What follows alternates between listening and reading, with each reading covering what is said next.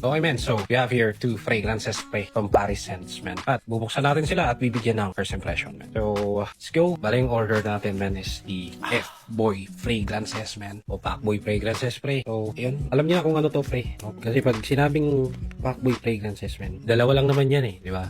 Alam niya kung ano to, pre. Ganda naman. Men. Ang ganda ng box, man. Wow. Ano? Parang Gem Perfumery, pre. Op. Uy, parang LB, pre. Puti. Anyway, buksan ko muna isa, no? Okay, kawawa yung mag-edit nito. Ang tagal na naman ng video ko. Pero cut mo na lang to,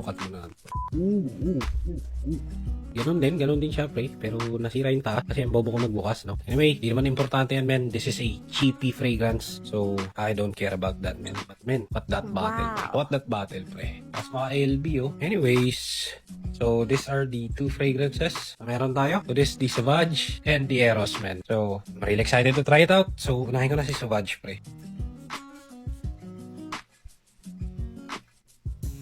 Not bad. Hindi siya masyadong matamis. I guess this is the EDT copy. Not bad, pre. Not bad. Is it close? Around 80 to 85%, I guess? Not bad. Not bad at all. So now, punta naman tayo kay Eros. That's going to be for part 2, man. So, abangan niyo yung part 2.